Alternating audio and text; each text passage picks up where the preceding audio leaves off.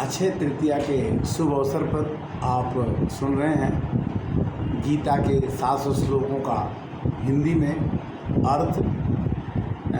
अध्याय 2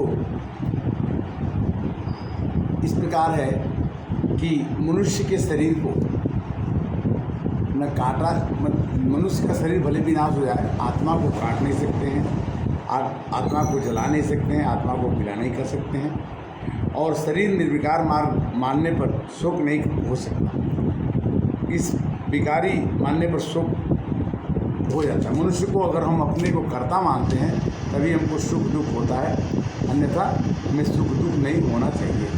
अगर तू शरीर को नित्य पैदा होने वाला, नित्य मरने वाला मानते हो तो तुझे शोक नहीं करना चाहिए। जो पैदा हुआ है वो जरूर मरेगा और जो मर गया है वो जरूर पैदा होगा। इस नियम को काटा नहीं जा सकता। शरीर को लेकर शोक नहीं करना चाहिए, आत्मा को लेकर शोक मत करो। शरीर को लेकर तो शोक होता ही है। शरीर को लेकर शोक इसलिए होता है कि वो जो आदमी रहता है चला जाता है तो उसके बारे में सोच के आदमी दुखी सुखी होता है। भारतवंशी अर्जुन सब देह वाले रहने वाले, यही देह नित्य अवध्य है। इसमें आत्मा देह में बधी हुई है, इसके लिए शोक नहीं करना चाहिए। अपने धर्म को देखकर भी भयभीत नहीं होना चाहिए। क्षत्रिय के लिए धर्म में युद्ध से बढ़कर दूसरा कोई धर्म नहीं है। जो युद्ध आपसे आप प्राप्त हो जाए, सामने आ जाए, वह युद्ध तो क्षत्रिय के लिए स्वर्ग के समान। मनुष्य का जीवन, क्षत्रिय का जीवन युद्ध के लिए ही हुआ। अगर तू धर्म में युद्ध नहीं करेगा तो तेरे छात्र धर्म का, तेरी कीर्ति का नाश हो जाएगा। जो आदमी जिस काम के लिए आया है उसको करना चाहिए। अब कीर्ति भी मरने के समान है। मनुष्य का अब कीर्ति भी मरने के समान है। भीष्म, द्रोणाचार्य श्रेष्ठ जितने भी हैं सब लोग एक दिन न एक दिन मरेंगे, इसमें कोई दो राय नहीं है। शत्रु वैर भाव निकालने का मौका मिल जाएगा, तेरी सामर्थ्य की निंदा करें सब लोग। अगर आपने किसी से लड़ाई नहीं किया और आप हार गए तो भी आप लोग निंदा करेंगे। युद्ध में पाप नहीं लगता है। भगवान ने समझाया कि युद्ध करने में पाप नहीं लगता है।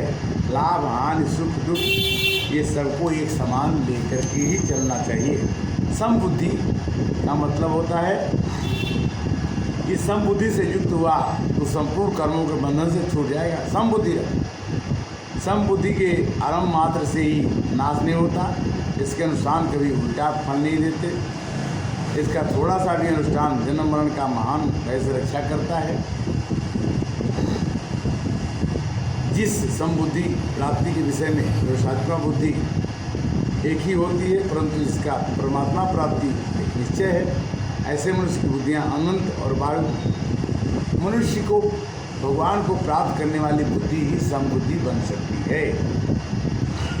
उन जो कामनाओं का तन्मय हो रहे हो, स्वर्ग को ही श्रेष्ठ मानते हैं लोग। वेदों में कहे हुए सकाम कर्मों के प्रति रखने वाले होते हैं। भोगों के सिवाय और कुछ है ही नहीं। बेसमझ मनुष्य वाणी बढ़िया बोलते हैं जो जन्म कर्म फल देने वाली है तथा भोग और ईश्वरीय प्राप्ति के लिए बहुत सी क्रियाओं का वर्णन मिलता है। भोग और ईश्वरीय आसक्ति से बचने के लिए मुझे क्या करना चाहिए? अर्जुन ने प्रश्न किया, ये भगवान हमें बचने के लिए क्या करना चाहिए? भगवान ने कहा कि 3 गुण से संसार चलता है, सत्वगुण, रजोगुण और तमोगुण। इन सत्वगुण विचारधारा में रहोगे तुम्हारा जीवन सुखमय रहेगा। रजोगुण में रहोगे तो दुख सुख से परेशान रहोगे। तमोगुण में रहोगे तो तुम किसी का बुरा करने की कोशिश करोगे, इसका फल तुम्हें नीच जोनी मिलने का चांस है। मेरी स्थिति को प्राप्त करने के लिए कोई उपाय है? भगवान के से पूछते हैं कि मैं क्या कर्म करूं? तो भगवान ने कहा बिना कर्म किए तो कुछ हो ही नहीं सकता। कर्म तो तुम्हें करना ही पड़े। अच्छा मानो कर्म करो या बुरा कर्म करो, बिना कर्म किए तुम रह नहीं सकते। सिद्धि और सिद्धि में सम होना ही योग कहलाता। काम हो गया तब ठीक, काम नहीं हुआ तो भी ठीक। इसी को हम योग कहते हैं। योग की परिभाषा गीता में आती है कि कर्म सिद्धि असिद्धि में सम रहना। इसलिए धनंजय तू शक्ति को त्याग कर योग में स्थित होकर करना। कहते कि अगर कर्म न करूं तो कर्म फल के गुलाम हैं, मतलब कर्म न करें, कर्म फल की इच्छा वाले कृपण हैं, तो फिर श्रेष्ठ कौन सा? कोई आदमी कहता है कि मैंने ये काम किया तो मेरे को ये फल मिलना चाहिए। भगवान कहते हैं कि नहीं, कर्मण्येवाधिकारस्तु मा फलेषु कदाचन। जो भी काम आपको करना है आप करिए, किंतु कभी भी उसको फल की अभिलाषा से मत कीजिए। ये बात जब तक साधक के मन में रहने वाली संपूर्ण कामनाओं का त्याग कर देता है, अपने आप से संतुष्ट रहता है, तो वह स्थिर बुद्धि वाला कहलाता है। भगवान कहते हैं कि तुम कामनाओं के फल को त्याग कर दो तो तुम स्थित प्रज्ञ हो जाओगे। स्थित प्रज्ञ का मतलब क्या होता है कि जैसा कछुआ का उदाहरण उन्होंने दिया कि जैसे कछुआ सब काम देखता रहता है, किंतु आपत्ति आती है तो अपनी गर्दन को अंदर कर लेता है और उसके पीठ पर मारने से भी वो नहीं मरता। उसी तरह से स्थित प्रज्ञ होने से मनुष्य सभी इंद्रियों को अपने अंदर करके समेट लेता है। उस समय उसकी बुद्धि स्थिर हो जाती है। रस बुद्धि रहने से हानि क्या होती है? रस बुद्धि रहने से मनुष्य के अप्रत्यशील इंद्रियां उसके मन को जबरदस्ती विषयों की तरफ से खींचती है। मनुष्य विषयों में रस बुद्धि होने से, रजोगुण होने से वो कहता है कि मेरे को ये मिल जाए, मिल जाता है, और मिलने के बाद अगर नहीं मिलता है तो उसके कारण से उसको शोक का सामना करना पड़ता है। अगर वो चीज़ जो मिल गई और नाश हो गई तो भी मनुष्य दुखी और सुखी होता है और मूर्ता को प्राप्त होता है। क्रोधा भवति सम्मोहा, सम्मोहाति स्मृति विभ्रम, स्मृति विभ्रांत बुद्धिनाशम, बुद्धिनाशात्। बुद्धि के नाश होने से आदमी मरा हुआ हो जाता है, किंतु जब तक मनुष्य के अंदर स्थित प्रज्ञता नहीं होती तब तक मनुष्य के जीवन का सुख नहीं मिलता। जो संसारी हैं, जिसकी बुद्धि स्थिर होने की संभावना नहीं है पर साधक हैं, उसकी स्थिर बुद्धि न होने के कारण, स्थिर बुद्धि न होने के कारण है कि हमारा मन बहुत चंचल है। इंद्रियों को बस में करना बहुत ही मुश्किल है। इंद्रियां सब प्रकार से बस में कर लिया जाए तो काम या इच्छाओं का चिंतन कम हो जाता है। साधारण मनुष्य जो रात है परमात्मा प्राप्ति के विषय में बिल्कुल सोए हुए हैं, उस रात में संयमी पुरुष जागता है, परम तत्व को अनुभव करता है, और जिस कारण साधारण मनुष्य जागते हैं, भोग करते हैं, संग्रह करने में लगे रहते हैं, साधारण सजग रहते हैं, और तो परमात्मा तत्व को मननशील मनुष्य की दृष्टि में रात है। रात में हमें जग करके महात्मा की तरह से, संत की तरह से भगवान को प्राप्ति करने का उपाय सोचना चाहिए। इस तरह से हम देखते हैं कि अध्याय 2 में भगवान ने अर्जुन को बता दिया कि जिसकी बुद्धि ब्रह्म में होती है, ब्रह्म स्थिति प्राप्त होने के बाद मनुष्य कभी मोहित नहीं होता। यदि मनुष्य ब्रह्म स्थिति में अंत काल में स्थित रह जाए तो अंत काल में ममता ममता रहित हो जाए तो वो निर्वाण को प्राप्त कर लेता है। इस प्रकार दूसरा अध्याय विश्राम, तीसरे अध्याय की तैयारी।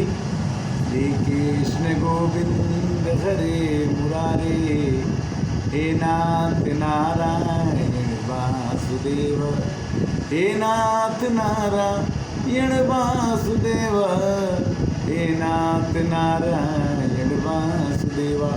अक्षय तृतीया के दिन तीसरा अध्याय गीता हिंदी में पाठ आपके साथ प्रस्तुत है, और हिंदी में अक्षय तृतीया का ये पुण्य लाभ प्राप्त करने का फल हमें और आपको मिले और मिलना चाहिए, इसका सौभाग्य होना चाहिए।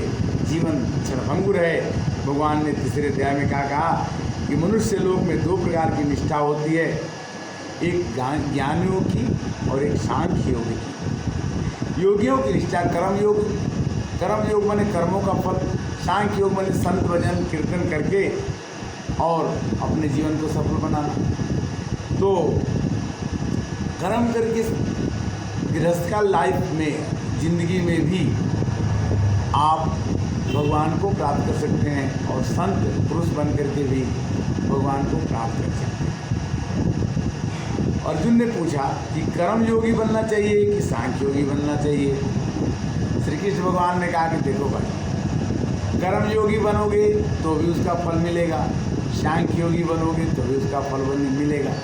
कोई भी मनुष्य एक क्षण बिना काम किए नहीं रह सकता है, चुपचाप नहीं बैठ सकता है। 24 घंटे में वो कुछ न कुछ करता ही रहता है। जो मनुष्य अपने इंद्रिय नियमन करके आसक्ति कर्मयोग निष्कामता पूर्वक भाव से कर्तव्य करता है, वह श्रेष्ठ कर्मयोगी कहलाता है। श्रेष्ठ कर्मयोगी क्या है कि कर्म तो करो, गृहस्थी तो करो, किंतु फल की इच्छा मत करो और अपने को कर्ता मत मानो। तो गीता का 3रा अध्याय आपको खुश कर देगा कि आप कर्म तो करें किंतु आप लोगों को कर्ता मत मानिए, और कर्म तो करें, कर्तव्य करने के बाद उसके फल की इच्छा न रखिए। कर्मों के बंधन में रहना ही मनुष्य के जीवन का बंधन का कारण है। तो अर्जुन ने कहा कि मैं कर्म क्यों करूं? श्री कृष्ण भगवान ने कहा कि ऐसा कोई मनुष्य ही नहीं है, ऐसा कोई जीव ही नहीं है जो बिना कर्म किए रह जाए। यह यज्ञ हम किस भाव से करें? पितामह, देवताओं की वृद्धि करो, देवताओं के यज्ञ करना है, देवताओं का पूजन करो। देवता क्या करते हैं? यज्ञ करने से वातावरण सुदृढ़ होता है, बादल में पानी आता है, उस बादल से खेती होती है, अन्न उत्पन्न होता है, और इस तरह से लालन पालन का कर्तव्य गृहस्थ लोग अपना काम करते हैं और संसार इस तरह से चलता है। क्या मैं भी ऐसा बन सकता हूँ भगवान? वो कहते हैं कि मैं भी कुछ काम कर सकता हूँ क्या? भगवान ने कहा कि निरंतर आसक्ति रहित होकर अपने कर्तव्य को अच्छी तरह से पालन करिए, आसक्ति रहित होकर कर्तव्य करिए, मनुष्य की परमात्मा की प्राप्ति है। आसक्ति रहित होकर, आसक्ति का मतलब क्या होता है कि इसके बिना मेरा काम नहीं चलेगा, वो उसी को हम आसक्ति कहते हैं। लोक संग्रह क्या होता है? लोक संग्रह का मतलब होता है कि जो आदमी गृहस्थी में अपना काम करता है, अपने लिए कार, अपने लिए गाड़ी, अपने लिए घर, अपने लिए सब कुछ बनाता है, किंतु अपना अपना करके जो बनाता है उसको अपना अपना करके छूट जाता है। किंतु कोई ऐसा भी तो आदमी है जो सबके लिए सब कुछ करता है, वो लोक संग्रह करता है, वही धर्मात्मा है, वही पुण्यात्मा है, वही भगवान को श्रेष्ठ है माना जाता है। काम करते समय आप सब कुछ संग्रह कीजिए, किंतु उस संग्रह से सबका भला हो, इस विचार से संग्रह कीजिए। उन्होंने कहा कि जनक जी ने और अपना जनक जी ने भी विदेह होकर के काम किया और उनका भी नाम दुनिया लेती है। दशरथ जी, जनक जी, ये भी राजा हुए, उनको दुनिया, हरिश्चंद्र जी, सबका नाम आज भी इसीलिए दधीच हरिश्चंद्र नरेशा। दधीच ने तो अपनी हड्डी ही दे दी। संपूर्ण कर्म प्रकृति के द्वारा अगर हम अपने को मान लें कि हम ही करता है, ये संभव नहीं। प्रकृति से प्रेरित होकर के हम काम करते हैं। सब गुण, नाक सूंघने का काम करती है, कान सुनने का काम करता है, आँख देखने का काम करती है, मुंह खाने का काम करता है, किंतु ये कहते कि हम सभी काम करते हैं, नहीं। करने वाले सब कामों को करते हैं और हम अपना नाम उसमें जोड़ देते हैं कि मैं कर रहा हूँ। यही भगवान को दुख है। संपूर्ण कर्तव्यों को आपके अर्पण करने से क्या होगा? भगवान कहते हैं कि जितने भी काम करते हो, अच्छा या बुरा, आप मेरे को अर्पण कर दो तो आप संपूर्ण कर्म के बंधन से मुक्त हो जाओगे। आपके मत के अनुसार चलने से उनका नाश हो जाएगा। भगवान कहते हैं कि आप मेरे मत के अनुसार से चलो तो आपको शास्त्र मर्यादा में रह करके आपको कोई भी जबरदस्ती, आप उसमें पतन से बच जाओगे, आपका पतन नहीं होगा। फिर उसने पूछा अर्जुन ने कि मान लीजिए कि कोई साधु है, आप कोई दिन के साधु के बाद उसका मन साधु में नहीं लगा और दूसरे काम को करने लगा, तो भगवान कहते हैं कि उसका क्या होगा? तो उसको भी कहते हैं कि उसे भी मनुष्य को अपने कर्तव्य करते करते अगले जन्म में अपने जीवन को संवार करके वो अपना अच्छा बन सकता है। ऐसा वह काम इंद्रियां, मन तीनों अवस्थाओं में रहता है। इंद्रियों आदि के द्वारा देहाभिमानी मनुष्य के ज्ञान को ढककर ज्ञान के ढक जाने के बाद ही मनुष्य अपने को कर्ता इस प्रकार मान लेता है। इसलिए अपने इंद्रियों को बस में कीजिए, काम को बस में कीजिए।